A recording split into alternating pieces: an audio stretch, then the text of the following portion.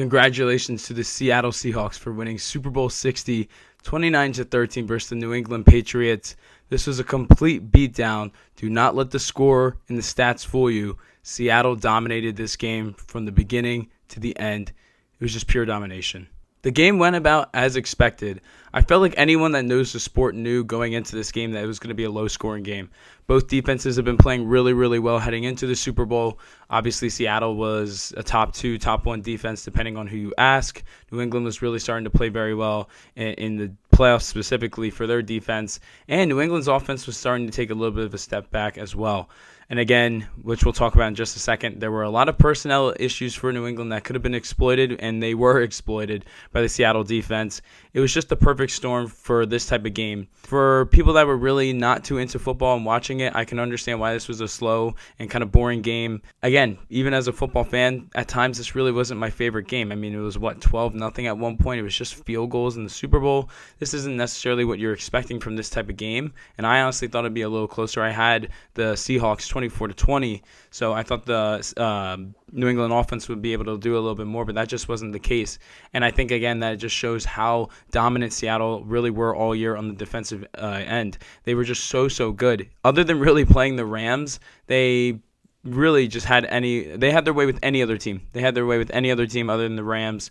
I guess maybe it was just a personnel type of thing with that, and they were able to exploit some things that Seattle, I guess, was leaving uncovered. But overall, other than playing the Rams, that defense really did a number on every other team. So I just wanted to, again, give them credit, but it makes sense of why we got this type of result.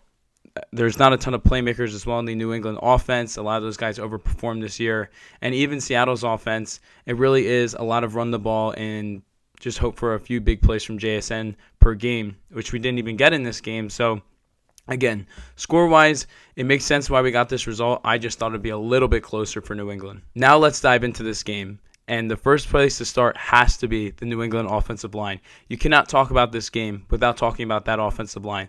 That offensive line just was awful. It was awful on Sunday. Yes, I know they were going against a pretty good unit in Seattle, but still, they just did not do their job at all. And that was one of my biggest concerns for New England heading into this game. You can check in my preview, was we saw all playoffs, that left side specifically with Campbell and the other rookie, they were getting manhandled. We saw them get manhandled versus the Chargers, especially the Texans, and Denver had their way as well. And I was just concerned, look, there's not going to be a lot of weather in this game. Yes, it's an outdoor game, but there's not going to be any rain that we knew of, and there wasn't any during the game. I'm like, look, these are better conditions. This is actually only going to be better for the Seattle defensive line. I don't see this changing, and that was just not the case. Will Campbell alone allowed 14 pressures in the Super Bowl, 29 in the postseason. Absolutely insane that he did that bad. And look, I know a lot of people are kicking him while he's down. Yes, he didn't do his job. He was talking a little bit before, the season started. He was just, a little bit more of a vocal guy. But look, this guy realistically should be playing guard. His arms are not as long as they should be for that position. And there's some things he needs to get better with. I think people are forgetting a little bit that, yes, this guy, even though he was drafted, I think, pick 4, he's still a rookie. He's still a rookie on the biggest stage going against a bunch of veterans. So I'm not going to kill him. But at the same time, just, analyzing this, he was awful. He was awful. Again, 14 pressures in one game is insane. There's really no other way to spin it. It was just terrible. The offensive line as a whole ended up allowing 6 sacks to Drake May. Drake May was sacked 6 times, and he had only about 2.5 seconds per play to actually throw the football. It was just not a recipe for success. And again, this is what I was worried about. We saw it really all year, and especially in the playoffs. And again, that's what I was saying is, so New England is struggling with pass block against a bunch of elite defenses, and they're arguably playing the best defense in the Super Bowl, other than maybe Houston. What's going to change about this? And nothing changed. New England tried to counteract it a little bit with a lot of short passes to the flats, but there really was nothing there in the explosive game, and it just really killed their offense. And we'll get to that in a second, but it was really the offensive line I think that you had to start with when explaining this game, because if Drake May even had a decent offensive line, I think things would have potentially been a little different, but it was just such a bad performance from that entire unit, and it really rattled Drake May, it rattled his internal clock, and it threw off the entire New England offense. Now on to Drake May. The lights were just too bright. Like I said, This game isn't all on him because when you have an offensive line allowing you 2.5 seconds to get the ball out, it's just not going to be, very, very inducive to success. And again, you're getting sacked 6 times, but still, he just did not play a great game either. He had a lot of inaccurate throws. It looked like his clock was off, and a lot of balls I felt like he was just forcing. The interception he forced in the fourth quarter was awful. I mean, you can literally hear Chris Collinsworth calling it. He said there's really not much else to say other than this ball didn't need to be thrown. It was a duck. It was just a bad play overall by Drake May. So that was very inexcusable. He fumbled the football again, which he hadn't done against Denver, but that's been an issue for him as well in the playoffs and during the regular season. And I just felt like he was holding the ball too long in general. Even, again, with this rush, he should have been a little bit better with trying to get the football out. Now, yes, you can say, look at the New England receivers. Were they really doing anything downfield? No. But at the same time, I don't know what's worse, just taking an incomplete pass and just living for the next down, or you're taking an 8-yard loss. Like, it's really kind of pick your poison, but it was just a tough one for him. Really, really tough game for Drake May. Drake May was 27 for 43, 295 yards, 2 touchdowns, 2 interceptions, 1 that ended up going for a pick 6, and 1 fumble. Like I said, it just wasn't his day. And really, now that we have the full context of this game, this kind of felt like a result that we might get from a young quarterback that's really playing his first full season of NFL football. And it just was a really just a bad mix of everything. Again, bad offensive line play. Maybe the moment was too bright. The shoulder injury. So much really went into this. And I think, again, the lights were just too bright. The moment was too big. It was too much for him to overcome. Again, also with a bunch of receivers that, let's be honest, overperformed in the middle to end part of the season. And it just didn't translate into the playoffs. Now for the New England offense as a whole. This is more for Josh McDaniels. I just felt like the game plan was way too conservative. You could see in the beginning of the game, and they were saying this on the broadcast as well, it almost was like New England was approaching this game similar to the Denver game in the AFC Championship, when I just feel like you have to be more aggressive. Now, obviously, again, I'm sure New England knows it best. They know their personnel better than anyone, and they probably had a feeling that it was going to be a long day blocking this Seattle defensive line, and they probably were trying to avoid some type of result that they still ended up getting, but I don't know. It just was so lackluster. So many passes to the flats. They had the occasional deep shot here and there, but Drake May just wasn't able to deliver other than the Matt Collins touchdown. And it just felt like they were being way too conservative with this offense, really way too late as well. Like the first half, there was almost nothing from them. I felt like they were a little conservative as well, even on some short fourth downs. Like there just wasn't much there. I felt like Drake May could have gotten involved a little bit more in the running game, maybe a few more screens here and there. It just was a lot of, again, dump off to Ramondre in the flat. Let's hit Diggs in the flat. Let's hit Hunter Henry kind of on like a slant route or something. Like there just was not a lot there. It just wasn't a lot there. Yes, again, Seattle's defense matched up very well versus the New England offense. But the overall philosophy from what they were trying to do, I just don't think I really understood the game plan much. Now to the Seattle Seahawks, and let's start with the Super Bowl MVP, Kenneth Walker. Kenneth Walker ended up winning Super Bowl MVP. He had 27 carries for 135 yards and 2 receptions for 26 yards. No touchdowns, but he still got the MVP. In this type of game where there really were no standout performances from many of these players, I think giving it to Kenneth Walker was the right move. Some people were like, should you give it to the punter? Should you give it to the kicker? I mean, they did a great job, but were they MVP? I wouldn't say so. They're kind of more just doing their job. I feel like Kenneth Walker elevated his game. Again, 135 yards against the New England run defense has been really good. I wasn't expecting that. I don't think most people did. And I talked about that. That was something I was concerned about was, if New England ends up stopping the run for Seattle, is Seattle going to be able to cope and have to, I guess, rely on their passing game? But that just wasn't the case. I mean, again, 135 yards on 27 carries for Kenneth Walker as well. I just thought he really stepped up his game. He stepped up his game the entire playoffs. The second Charbonnet got hurt, he really just stepped it up, and that's been one of the biggest criticisms of his game since he's been drafted is, look, we all see the talent with K9. K9 has a lot of talent. I mean, the amount of hype he had coming out of Michigan State was valid, but he has never been able to put it together consistently. He's never really been able to cement himself as a number one back. It was always him and Charbonnet. But I just felt like throughout this postseason, he was extremely reliable. He did really well against the 49ers in the divisional round. He made some very, very key plays, a lot of big first downs against the Rams in the NFC Championship. And then again on Sunday in the Super Bowl, whether it was, again, extending certain plays by getting a few more yards to get a first down, consistently just being able to run down clock, just overall making good cuts, just being a smart player, not turning the football over. I thought he did a really, really good job, and I want to give him credit for that. Now on to Sam Darnold, the quarterback of the Seattle Seahawks.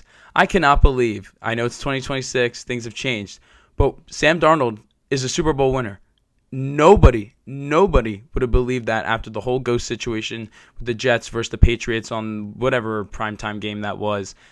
I just can't believe that he is in this position. I'm so happy for him as a human being, especially with being disrespected by Minnesota last year. Other teams were continuing to really disrespect him up until this year, and he just told everyone to, eat it, and he's a Super Bowl champion. He can never have that taken away from him, and I just think, the NFL world has to give him some respect. Yes, is he the best quarterback in the world? Absolutely not, but he's a guy that, if given the tools around him, can lead a team to a Super Bowl, and he can run an offense at a pro level, and I think that really started with his 1 year where he was at a backup. I think it was 2023 for the San Francisco 49ers. He's talked about it a lot, where that really helps him kind of just learn how to play the position at a higher level. And we saw that then when he left and went to Minnesota. And then, of course, we saw it this year as well with Seattle. I will say that Darnold didn't start the game the best. He was kind of shaky to open it up, but he really settled in. He did miss a couple throws, like the big one to JSN, where he was able to extend the play in the pocket, but he just wasn't able to complete some of those. But one thing, again, that I'll give Sam credit for was that he was firing a lot of balls into some tight windows. He's a lot more ballsier than me to throw some of those, and especially in the Super Bowl. But it ended up working out in the long run down the stretch. He was able to find a rhythm as the game went on and eventually settled in. And again, these stats are really not that crazy, but 19 for 38, 202 yards, and a touchdown, no interceptions. And I think people need to remember, the talk for Sam Darnold heading into the postseason was, is he going to throw interceptions? And I thought he at least would throw one. But really, ever since he threw those 2 interceptions in that comeback win against the Rams on that Thursday night game, he has locked in. Sam Darnold locked in. He did not turn the ball over one time in the playoffs. And we saw that again versus the 49ers. He did his job. The Rams, he actually really, really stepped up and arguably outplayed Matthew Stafford in that game.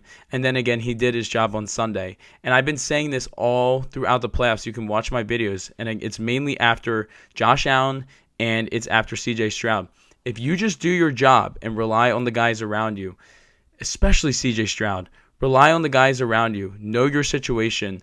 I have a top defense in the NFL.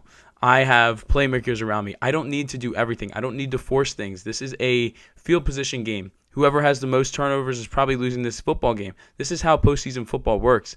And I feel like no one better than Sam Darnold really showed this type of trait. And that's why I have so much respect for Sam after this run, is because Sam knew, I don't need to be the guy. I have, a top 2, top 1 defense in the NFL. I have arguably the best receiver in the NFL. I have a great run game. I have a really, really good offensive line. I don't need to be that guy. I just need to run the offense, not turn the football over, and keep us going and keep the flow moving. And that's what he did, and that's why he is a Super Bowl champion. The last person I want to talk about in this is Mike Macdonald. This guy has had an insane rise really in just the last couple years. In 2023, has the best defense in the NFL with the Baltimore Ravens. He then gets poached after they lose the AFC Championship. He's hired by Seattle. They win 10 games, but they don't make the playoffs. And then this year, they have 14 wins, the number 1 seed in the NFC. They win the Super Bowl.